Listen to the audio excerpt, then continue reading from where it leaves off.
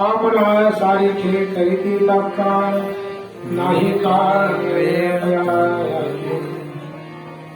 लोह परिसासे नसाहे उपमा सद्गुरु महिमा अगाधचे तुका म्हणे कैसे आंधळे हे जन गेले विसरून खयाले सद्गुरु वाचोनी सापडेना सोय धरावे ते पाय आधी आधी.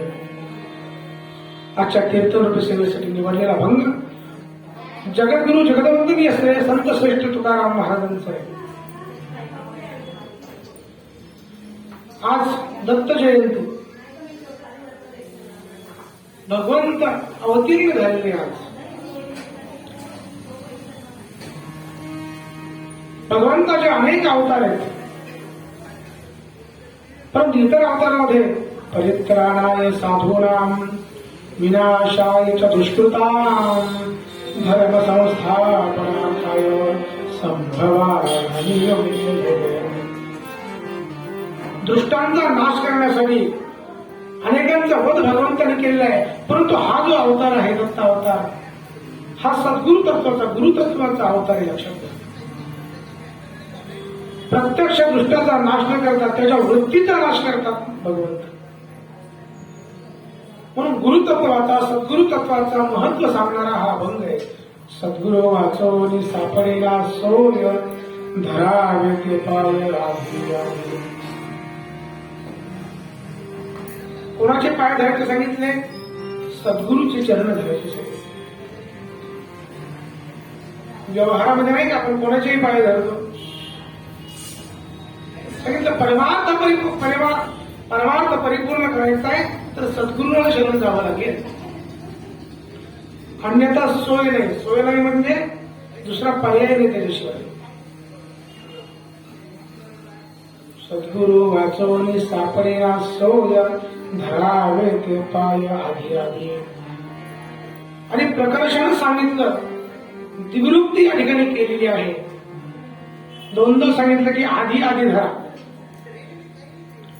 द्विरुक्ती केव्हा करतात? आपण म्हणत नाही का गेल्या गेल्या फोन करा किंवा गेल्या गेल्या पत्र पाठवा. गेल्या गेल्या दोनदा म्हणण्याचं काय कारण? तर प्रकर्षाने काळजी न की हे खूप गरजेचं आहे म्हणून द्विरुक्ती संतांनी केली. का संतांकडे शब्दसाठा कमी होता? हजारो शब्दसाठा आपल्याकडे आहे, परंतु संतांना या ठिकाणी दोनदा सांगावं लागलं की बाबा रे एकदा सांगितल्यावर माणूस ऐकत नाही.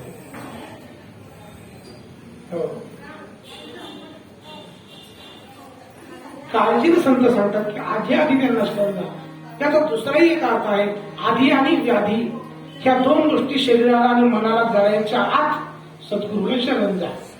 आधी म्हणजे मनाला जो त्रास होतो, मनाला जो रोग होतो तो आधी असतो. व्याधी म्हणजे शरीराला असणारा त्रास. मनाचा आणि शरीराचा त्रास जळायच्या, शुगर सुरू व्हायच्या, बीपी सुरू व्हायच्या. नाहीतर लोकांना म्हणून चला कीर्तनाला, अहो हे काय वय काय कीर्तन होतं? मग कधी म्हातारपणी करतो का? कानाला ऐकू येत नाही, तोंडाला म्हणता येत नाही, सगळंच अवघड आहे.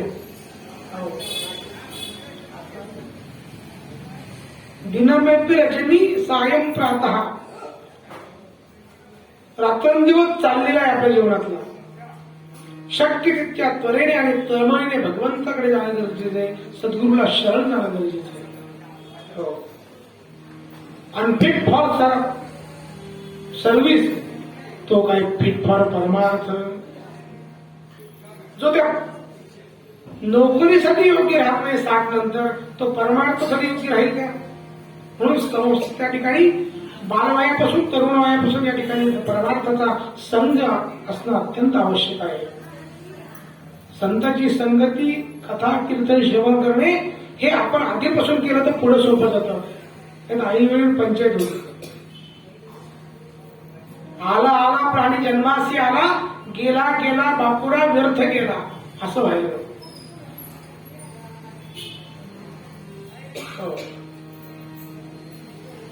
काय केलं जन्माला येऊन? काहीच नाही. खूप पैसे कमवले, मुलांना अमेरिकेत पाठवलं, ते तिकडे सेटल झाले, हा इकडे नोकर. पैसा एवढा कुठे कमवला, पण काय केलं? तरुणपणात माणूस खूप कष्ट करतो, पण म्हातारपणामध्ये परमार्थ हा साथ देणारा असतो. त्याचा संग आधीपासून करायला पाहिजे.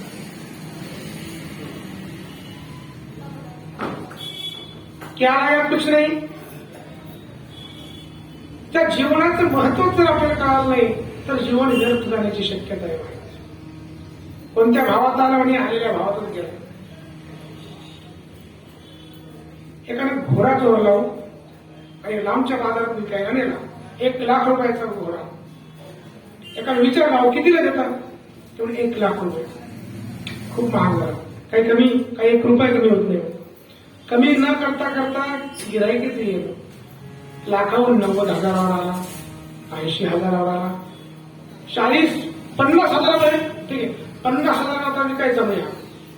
आणि 50,000 म्हटल्यानंतर एक गिराईक मिळालं. चांगला रुबाबदार घोडा होता, पण चोरून चाललेला होता. 50 गेला काही 1,00,000 गेला. पण तो घेणारा मात्र हुशार होता. त्याने सांगितलं, याची रपेट मारल्याशिवाय याची चाल कशी आहे ती कळणार नाही. चांगली चाल असेल तर घेईन. घोड्याची चाल पण चांगली पाहिजे. आपण म्हणतो याची काही चाल चांगली दिसत नाही, हरकत नाही. 50चे 51,000 रुपये देईल, पण रपेट मारून येईल. असं 1 किलोमीटरचा राऊंड होता. बसला घोड्यावरती आणि तो राऊंड मारायला गेला. जसा राऊंड मारायला गेला तसाच गेला, पण आलंच नाही. एकाने विचारला, आता 1,00,000चा घोडा होता येतो का? तुम्ही गेला ना, तो कितीत गेला? आला तसंच गेला. आपल्याला आलं तसं जायचंय का? फक्त मनुष्य जीवाला या ठिकाणी भगवंताने दिव्य शक्ती दिली आहे की ज्या योगे भगवंताची प्राप्ती होऊ शकते. असं कधी ऐकलंय का की इतर प्राणी किंवा कथा कीर्तनाला येऊन बसतील? शक्य नाही. फक्त मनुष्य, स्त्री पुरुषाच्या ठिकाणीच ची बुद्धी असल्यामुळे त्याला ते प्राप्त होऊ शकतं. हे जर नाही साध्य केलं तर काय होणार? शंकराचार्य आपल्याला म्हणतात, पुनरपि जननम पुनरपि मरणम पुनरपि जननी जठरे शयनम.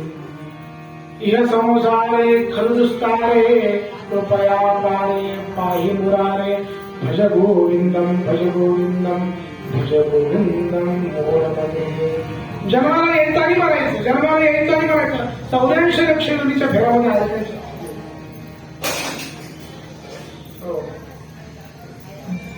माऊली सुद्धा आपल्याला सांगतात, उपजे ते नाशे नाशे ते पुनर्दिसे. हे घटिका यंत्र जैसे परिभ्रमेगा. हे घड्याळसारखं यंत्र आहे जन्ममरणाचं. घड्याळीचं शोध माऊलींनी आधीच लावलेलं आहे. घटिका यंत्र. जन्म मरणाचं हे जे घड्याळ हे फिरत राहणार आहे. सांगितलं त्या जन्म मरणाच्या फेऱ्यामधून चुकायचं असेल तर हा मनुष्य देह हे त्या भगवंताच्या प्राप्तीचं साधन आहे. देवाची एक द्वारी उभा क्षणभरी जे द्वार आहे तेच मनुष्य द्वार. जन्म हेच द्वार आहे. आणि त्या मनुष्य जन्मात जर आपण ते साध्य केलं नाही तर पुनरपि जननम पुनरपि मरणम. मग हे नेमकं याचं मार्गदर्शन आम्हाला कोण करणार? त्याचं ज्ञान कोण देणार? तर सांगितलं ते सद्गुरू देतात. ते सद्गुरू आपण जर त्यांचं बोट धरून चाललो तर ते त्या परमात्म्याशी आपली भेट घालून देतात. जीवशिवाचं ऐक्य करतात. असं सामर्थ्य त्यांच्यामध्ये.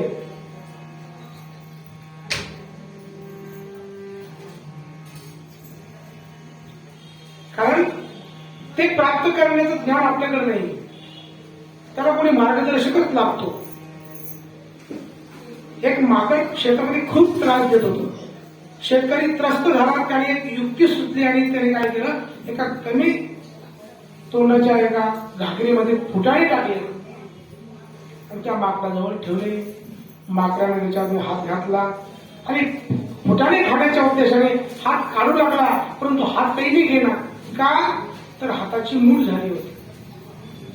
मूठ एकत्र केल्यानंतर तो हात निघत नव्हता.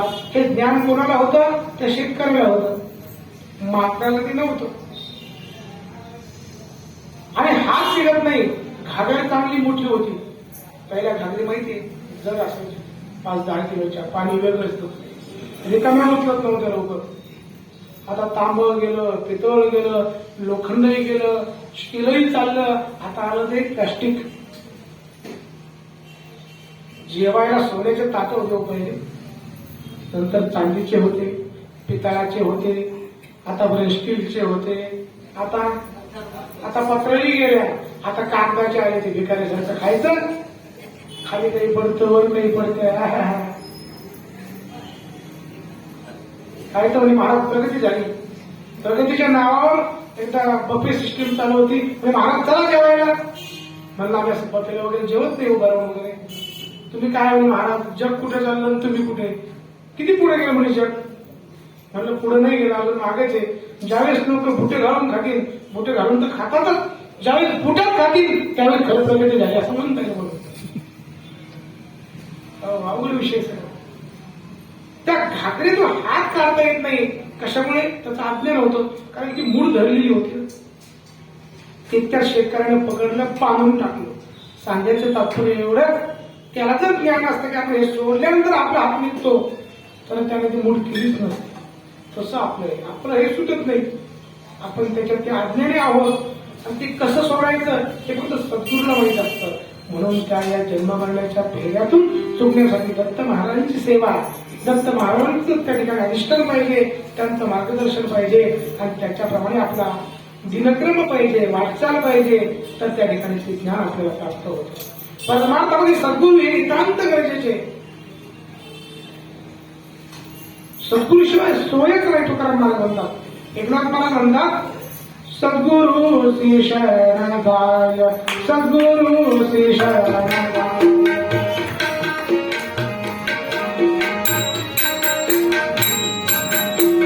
सद्गुरु श्री शरण गाय, सद्गुरु श्री शरण गाय. त्यासी ब्रह्म प्राप्त होय, त्यासी ब्रह्म प्राप्त होय, त्यासी ब्रह्म प्राप्त होय. सद्गुरु श्री शरण गाय, सद्गुरु श्री शरण गाय. सद्गुरु से शरण जाय, त्याचं ब्रह्म प्राप्त होय. परमार्थामध्ये सद्गुरूची गरज आहे. आता प्रपंच जर पाहिला आपण, प्रपंचामध्ये जर मार्गदर्शक नसेल तर आपला प्रपंच नीट होत नाही. हो, तबला शिकायचं तर मार्गदर्शक पाहिजे, पेटी शिकायची मार्गदर्शक पाहिजे, गायन कुठलेही शिक्षण घ्या ते शिकण्यासाठी मार्गदर्शक तर लागतोच. मार्गदर्शक तर आपण गुरु म्हणतो, शिक्षक म्हणतो. प्रपंचामध्ये एखादी गोष्ट शिकायची तर कोणीतरी सांगायला पाहिजे. 2 मैत्रिणी होत्या. एका मैत्रिणीने आपल्या घरी बोलवलं आणि सुंदर अशी पुरणाची पोळी तयार करून खाऊ घातली. पण जिनं खाल्ली तिला मात्र ते पुरणाच्या पोळीचा तयारी कशी करावी हे माहिती नव्हतं. परंतु येत असताना शिकून घेण्याचीही वृत्ती नव्हती. पण तिनं चोरून बघितली. काय केलं? चोरून बघितलं की तिनं पुरणाची पोळी कशी केली. घरी गेले, नवऱ्याला सांगितलं, अहो आज पुरणाच्या पोळीचा बेत आहे. तो विचारतो, आज वाढदिवस नाही, दिवाळी नाही, दसरा नाही, कुठल्या प्रकारचा सण नाही, कुलधर्म कुणाचार नाही, आज पुरणपोळीचं कारण काय? तिने सांगितलं, मिळतंय ना. काय आला तो बिचारा शांत होता. आणि हिने सुंदर अशी डाळ शिजवायला घातली. कुठली डाळ? असं मुगाचंही पुरण छान होतं बरं का. ज्यांना तुरीचं होतं का बाबा? उडदाचं नाही आलं. हरभऱ्याची डाळ सुंदर अशी शिजू घात. शिजल्यानंतर त्याचा त्या मिक्सर काय नवीन भांडं दिलं, गरम केलं की खरंच सरळ आहे. आता काही कष्ट नाही जास्त. पहिलं पुरण म्हणजे बाईचं मरण होतं.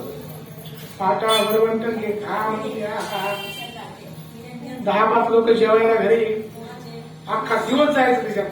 सकाळी 4 पासूनची माऊली सुरू व्हायची, दुपार व्हायची तरी ते संपत नव्हतं. आता एक पोळी वाजली की ना बस बस बस हे 4-4 पोळ्या खायच्या मोठ्याने पहिल्या काळात. आमचे वडील सांगतात काय तसा व्यायाम होता, आहार होता. आता सगळं जावं ठरलेलं आहे, किती खायचं किती खायचं सगळं ठरलेलं आहे. सुंदर असं पुरण शिजवलं, त्याच्यामध्ये काय अलंकार असतील ते सगळे घातले. साखर, विलायची, जायफळ, केशर हे सगळं त्यामध्ये घातलं आणि सुंदर अशी त्या पुरणाची तयारी झाली. त्यानंतर चटका द्यावा लागतो. बुवांना बरंच माहिती म्हणे, सांगितलेली माहिती ठेवावी लागते. सुंदर असा तो पुरणाचा गोळा तयार झाला आणि पुरणाची पोळी करण्यासाठी तयार झाली. नवऱ्याला सांगितलं गरम गरम खा, बसा येतं. 10 वाजता नाश्ता नाही म्हणे, आज डायरेक्ट जेवण. पुरणाचं साजूक कळवलेलं तूप आणि पुरणाची पोळी. हा बसला जेवायला. त्याला वाटलं 5 मिनिटं झाली आता येईल, 10 मिनिटं झाली आता येईल. 1 तास गेला, 12 वाजले, 1 वाजला, 2 वाजायची वेळ झाली. पोटामध्ये कावळे ओरडायला लागले. अहो किती वेळ अजून? अहो थांबा हो थोडं, माझं काय पण तुमचं काय? इतका वेळ लागण्याचं काय कारण? पुरणाच्या पोळीला 5 मिनिटाचं काम आहे. तिनं सगळी तयारी छान केली. तिनं मात्र आधीच्या ताईनं काय होतं, उंड्यामध्ये पुरण घातलं होतं. हिनं मात्र पूर्णामध्ये उंडा घातला. मला सांगा, संध्याकाळ झाली तरी पुरण तयार होईल का, पोळी तयार होईल का? नाही होत. प्रपंचामध्ये एका गोष्टीमुळे जर चूक झाली तर अशी परिस्थिती आहे. मग परमार्थामध्ये सद्गुरू नसेल तर तो परिपूर्ण कसा होईल? म्हणून सद्गुरू वाचवणे सापडेना सोया धरावे पाय. त्यांचे पाय धरायचे सांगितले. पाय धरायचे म्हणजे ते ज्या मार्गाने जातात त्या मार्गाचा अवलंब करतात. ते जे मार्गदर्शन करतात त्याचा अवलंब करायचा आणि त्याप्रमाणे आचरण करायचं. तर त्या गुरूंच्या आश्रयाचा आनंद आपल्याला घेता येईल.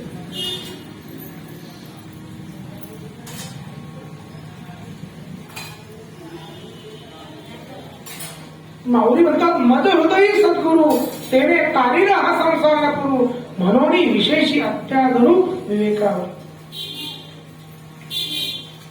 सांगितलं खरे सद्गुरू मिळणं खूप अवघड झालंय. संत श्रेष्ठ तुकाराम महाराज, समर्थांचं दासबोध घ्या, तुकाराम महाराजांची गाथा घ्या, माऊलीची ज्ञानेश्वरी घ्या, एकनाथ महाराजांचं भागवत घ्या. ह्या सकल संतांनी जे काव्य आपल्याला दिले त्या काव्यामध्ये साक्षात वाङ्मय स्वरूपानं ते संत त्या ठिकाणी बसलेले आहेत. ते आपल्याला मार्गदर्शन करतात. एकलव्य आपल्याला माहिती आहे, एकलव्याची कथा. गुरूंनी शिकवण्यासाठी नकार दिला परंतु तो थांबला नाही. एक मूर्ती बनवली द्रोणाचार्यांची. त्या मूर्तीसमोर तो शिकू लागलेला आहे. एखादा नेम धरावा तो जर बरोबर लागला तर महाराज आज तुमची कृपा झाली, माझा नेम बरोबर लागला. एखाद्या दिवशी नेम चुकला, महाराज मला माफ करा, मी आज चुकलो, एवढे वर्ष काढतो. हा भाव त्याचा होता. त्याचा परिणाम असा झाला. महाभारतातली कथा, एका कुत्र्याच्या तोंडामध्ये बाणाचा एक गुच्छ असा मारला की तो फक्त तोंडात जाऊन बसला. त्याची विजाही झाली नाही आणि बाहेरही पडला नाही. असा मारलेला बाण ज्यावेळी द्रोणाचार्यांनी बघितला, अर्जुनाने बघितला, आश्चर्य वाटलं. अर्जुनाला वाटलं माझ्यापेक्षाही धनुर्धर असा कोण आहे. गुरुकडे बघितलं, महाराज तुम्ही आणखी कोणाला ही विद्या शिकवली का? सांगितलं अजिबात नाही, तुझ्याशिवाय कोणालाच शिकवलं नाही. मग इतका परिपूर्ण असलेला योद्धा कोण असेल शोध घेतला तर तो एकलव्य निघाला. सांगितलं कोणी शिकवलं? महाराज तुम्हीच शिकवलं. मी कधी शिकवलं? अर्जुनाने द्रोणाचार्यांकडे पाहिलं. द्रोणाचार्य अर्जुनाकडे, अरे महाराज तुम्ही? नाही बाबा मी नाही शिकवलं. त्याने विचारलं मी कधी शिकवलं? आणि ज्यावेळेस त्याच्याकडे गेले त्याच्या समोर एक सुंदरशी मूर्ती त्यांनी तयार करून ठेवली होती गुरूंची. त्या गुरूंच्या मूर्ती समोर होतं ते सगळं कला कौशल्य शिकायचं. माझं हृदय सद्गुरू त्याने तारिला हा संसार हो. त्याने त्या हृदयामध्ये भगवंत त्या सद्गुरूंना ठेवलं आणि काही चांगलं केलं तर भगवंताला समर्पित केलं, सद्गुरूंना समर्पित केलं.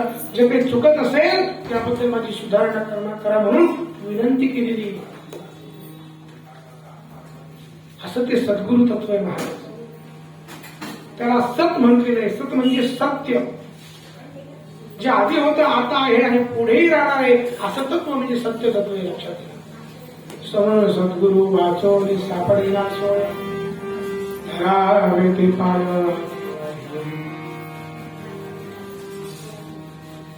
एकदा काय सद्गुरूंची कृपा झाली तर ते काय करतात ते दुसऱ्या चरणात आपल्याला महाराज सांगतात की आपण सारिखे करीती तात्काळ नाही काळ वेळ तयार.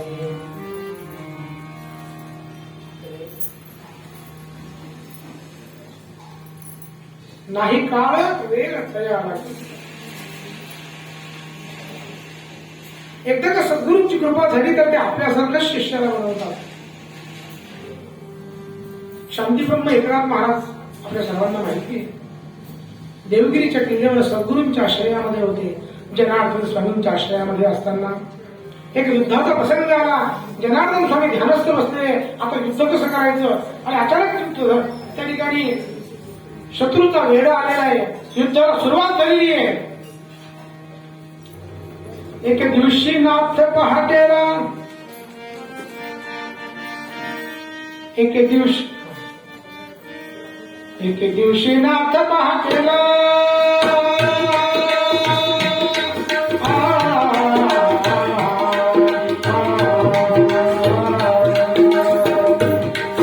एक दिवशी नाथ पहाटेला आले गुरु झाला ऐकला आवाजाला किल्ल्यावर किल्ल्यावर शत्रू सैन्य लढाई मोठी आज होणार.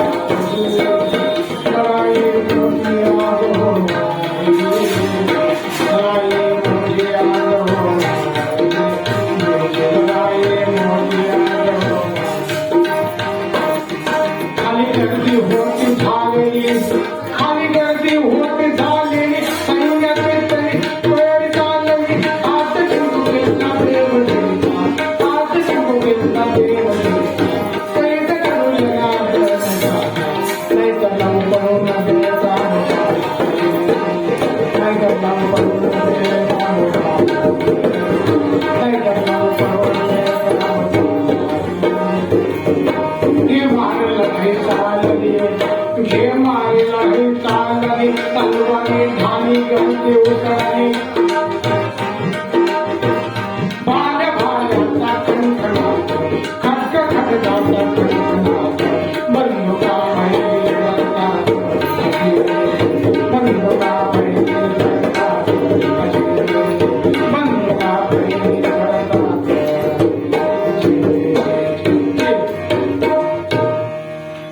आणि ध्यानस्थ असलेले जनार्दन स्वामी ध्यानातच होते.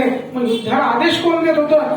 जिरे टोप घातला होता आणि ते सगळे कपडे युद्धाचे घातलेले जनतेला लक्षात आलं नाही. ज्यावेळेस जिरे टोप काढला एकनाथ महाराज दिसले. एकनाथ महाराजांनी युद्ध केलं आणि ते युद्ध जिंकलं. सर्व सैन्यांना आदेश दिला. शांतीब्रह्म एकनाथ महाराज युद्धामध्ये सुद्धा कुशल होते बरं का.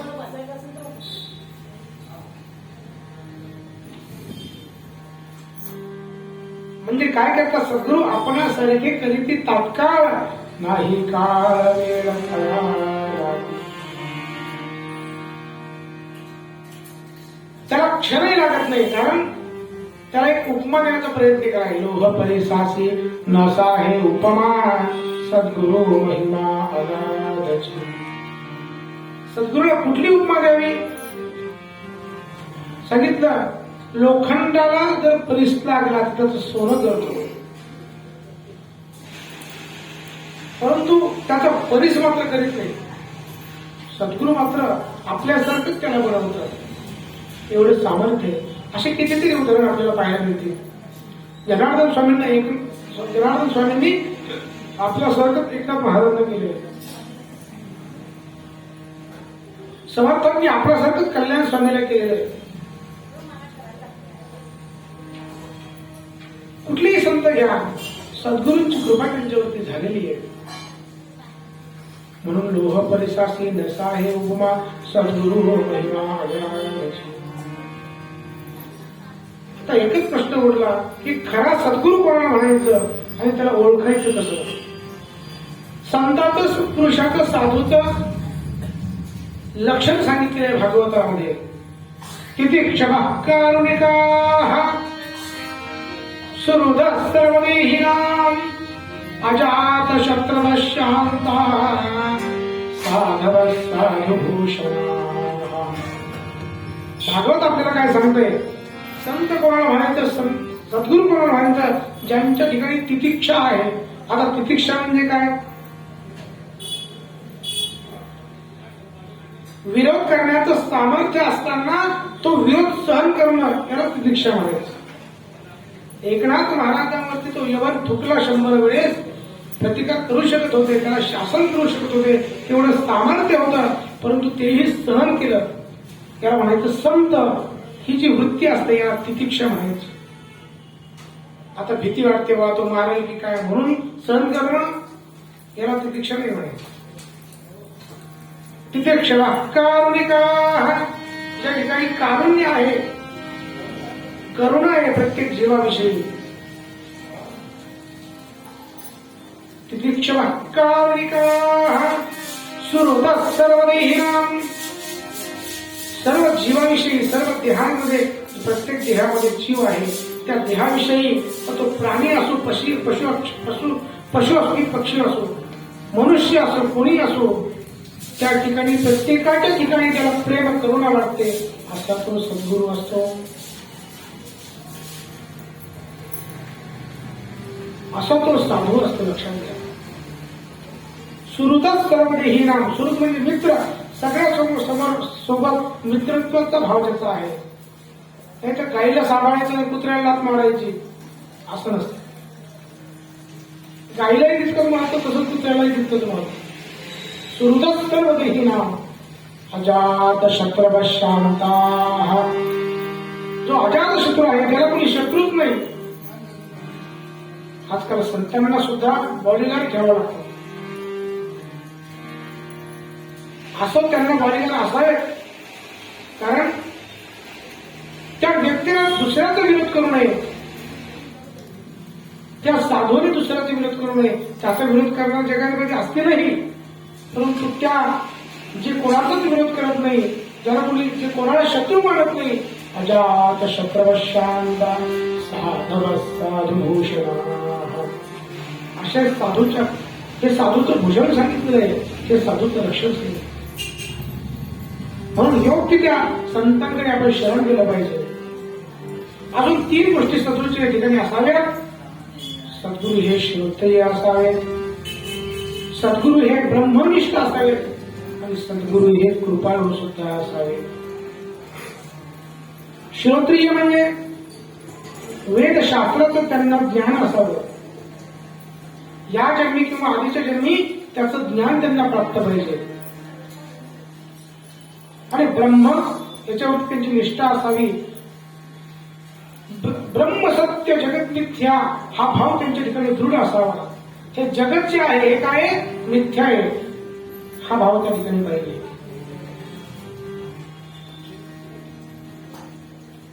खरंच काय सांगावं, हे जे जग दिसतंय हे सत्य आहे का असत्य. सत्य आहे तर त्याच्यात बदल होत राहतो. सत्य म्हणावं तर सत्य त्या ठिकाणी आपण लहान होतो, आता मोठे झालो, कोणी म्हातारे होणार आणि जाणार. उपदेते नाशे, जे जन्माला येते ते मारणार. मग याला सत्य कसं म्हणायचं. जे निर्माण होतं त्याचा नाश सांगितलेला आहे. मग याला सत्य कसं म्हणायचं. बरं असत्य म्हणा तर सत्य असल्यामुळे दिसतंय. सांगितलं हे सतसताहून विलक्षण आहे. हे सतही नाही असं नाही, हे विलक्षण आहे. म्हणजे काय, अंधारामध्ये दोरी पडलेली पण सर्प भासतो. उजेड दाखवणार आहे, दोरी पडलेली.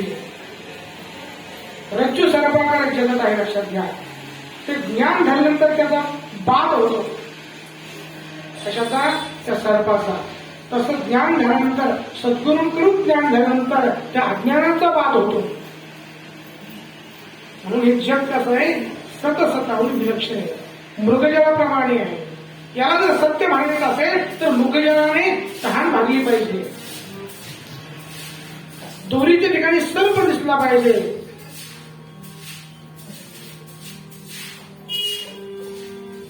वांझेला पुत्र झाला पाहिजे. या ठिकाणी असं उदाहरण जर शक्य नसेल तसं हे जग हे मिथ्या सांगितलेले आहे. आणि या सत्य काय आहे असत्य काय याच्यावरती ठाम विश्वास सद्गुरूचा पाहिजे. आणि सद्गुरू कशा असतात, कृपाळू असतात. तिसरी गोष्ट, प्रत्येक जीवावरती कृपा करतात. म्हणजे ब्रह्मनिष्ठ, श्रोत्रिय आणि कृपाळू हे सद्गुरूच्या ठिकाणी गुण असतात. हे झाले सद्गुरूचे गुण.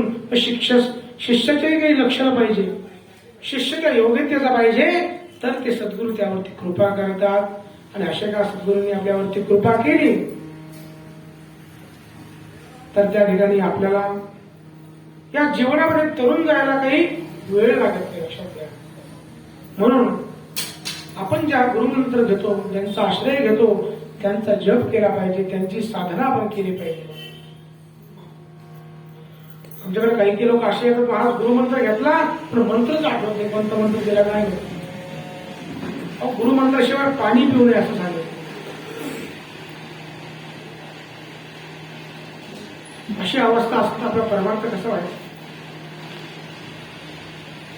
समर्थ सद्गुरू प्रल्हाद महाराज साखर खेळण्याचे, विदर्भामध्ये त्यांचं समाधी मंदिर आहे. महाराज रोज 60,000 जप करायचे. गोंदवलेकर महाराजांच्या परंपरेतील शिष्य परंपरा आहे. 60,000 म्हणजे काय, रोज पुन्हा. हे जे दिव्य पुरुष असतात, ज्ञानाग्नीचे निमिषे जेने जाणले कर्माशय गे, ते परब्रह्म मनुष्य येशे ओळखे तू. परब्रह्म स्वरूपच ते खरं असतात. परंतु आपल्याला एवढा जप नाही, आपल्याला काहीतरी जप करता आला पाहिजे, काहीतरी साधना आपल्याकडे झाली पाहिजे, नित्य नियम आपला काहीतरी असावा. कारण 24 तास आपण आपल्या प्रपंचासाठी राबतोय, त्यातला 1 तास, अर्धा तास, 20 मिनिट तरी आपण आपल्या आत्मशांतीसाठी, आत्मोद्धारासाठी काहीतरी निष्काम भावनेने केलं पाहिजे.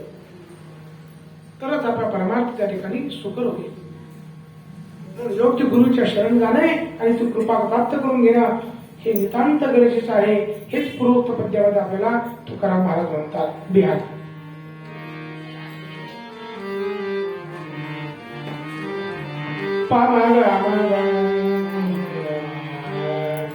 सद्गुरु वाकुळे सद्गुरु वाकुळे सद्गुरु सद्गुरु